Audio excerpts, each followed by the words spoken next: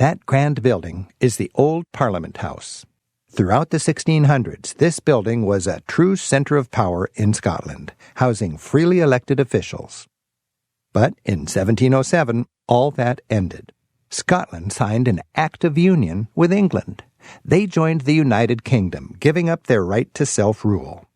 The Scottish Parliament then packed up and moved to join the Parliament in London. St. Giles Church. This is Scotland's most important church. It's the flagship of the Church of Scotland, Scotland's largest denomination, and the historic home of Scottish Presbyterianism. These days, the interior serves as a kind of Scottish Westminster Abbey. It's filled with monuments, statues, plaques, and stained glass windows dedicated to important moments in history and great Scottish heroes. Great Scots! A church has stood on this spot since 854. The current structure, dating mostly from the 15th through 19th centuries, is a hodgepodge of different architectural styles through the years. Up ahead, in the center of the church, are 4 massive pillars. These are the oldest parts of the current church. They date from the 12th century. Find the bronze statue standing like a 6-foot-tall chess piece. This is John Knox. Look into his eyes. Really, look into his eyes and picture the scene. It's the mid-1500s, and Protestant radicals are challenging Catholic authority all over Europe. Knox was a preacher here. His fiery sermons helped turn once Catholic Edinburgh into a bastion of Protestantism. St. Giles was transformed from a Catholic cathedral to a Presbyterian church. Knox's influence was huge. His insistence that every person should be able to personally read the Word of God gave Scotland an educational system 3 centuries ahead of the rest of Europe. Before leaving, look up above the main entrance. Over the door is an impressive modern stained glass window celebrating Robert Burns. The rosy red sunburst at the top reminds locals of Burns' famous line, "My love is like a red, red rose."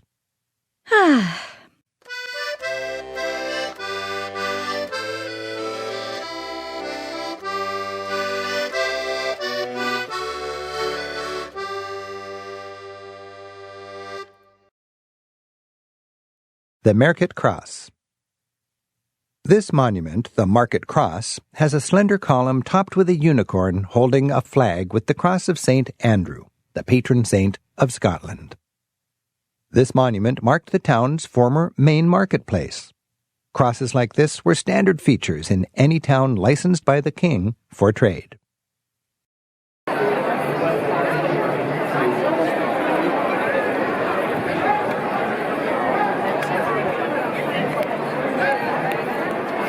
Yeah, awesome publicity. Thank you so much.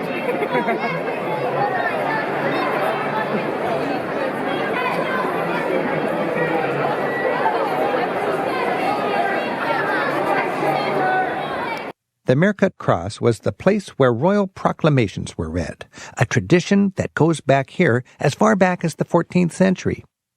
Hear ye, hear ye, hear ye.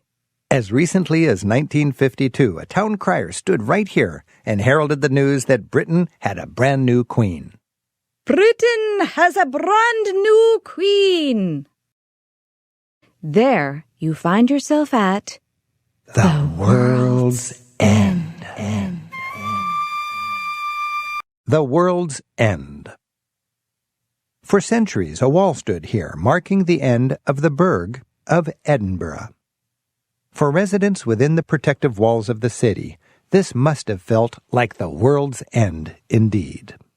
The area beyond was called Cannongate, a monastic community associated with Holyrood Abbey. Here at the intersection, find the brass bricks in the street that trace the wall's entrance gate, which was demolished in 1764. Now it's time to move on and leave the world's end. Scotland and England have been tied together since the beginning of history. They share common DNA from their ancient Celtic heritage. But while England became part of the Roman Empire and the European world in general, Scotland remained isolated. Celtic versus Anglo, rural versus urban, and isolated versus European. The Cannongate Church and Cemetery. So this church from 1688 is where the royals worship whenever they're in town. As you walk along Cannongate to the Scottish Parliament building, remember how hard it's been for Scotland to sort out its complicated relationship with England. You see, England was rich, a global force, so Scottish merchants welcomed their wealth and business ties. So in 1707, Scotland agreed to merge its government with England in a treaty called the Act of Union. Both countries became part of the larger United Kingdom. The Scottish Parliament building. Finally, after so much history, we reach the 21st century. And finally, after 3 centuries of London rule, Scotland has a parliament building in Scotland. Remember, Scotland's parliament had been dissolved when Scotland united with England back in 1707. In 1998, after years of lobbying and a referendum, they won it back. To celebrate, Scotland built this striking new home. In 2004, the Scottish Parliament moved into its new home. Scotland now enjoys home rule. The Palace of Holyrood House. Since the 16th century, this palace has marked the end of the Royal Mile. Even before that, an Augustinian monastery stood in its place. Also nearby, you can pay to see the Queen's Gallery, a small but sumptuous collection of fine art. It was named Holyrood for a piece of the Holy Cross that Christ was crucified on. It was brought here as a relic by the Scottish Queen Margaret, who was later Saint Margaret. God of Honour, Royal Salute, Present, Arms! The palace has been a home of the Scottish monarchs since medieval times. They also kept a residence at the Royal Castle at the top end of the mile, but they preferred life here at the cushier Holyrood House. This is where many kings and queens were born and crowned.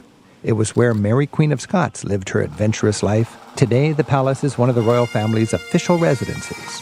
They generally stop here on the way to vacationing at nearby Balmoral. Your walk from the castle to the palace, with so much Scottish history packed in between, is now complete. Hopefully, it's whetted your appetite for more of this great city. We hope you've enjoyed our walk through Edinburgh.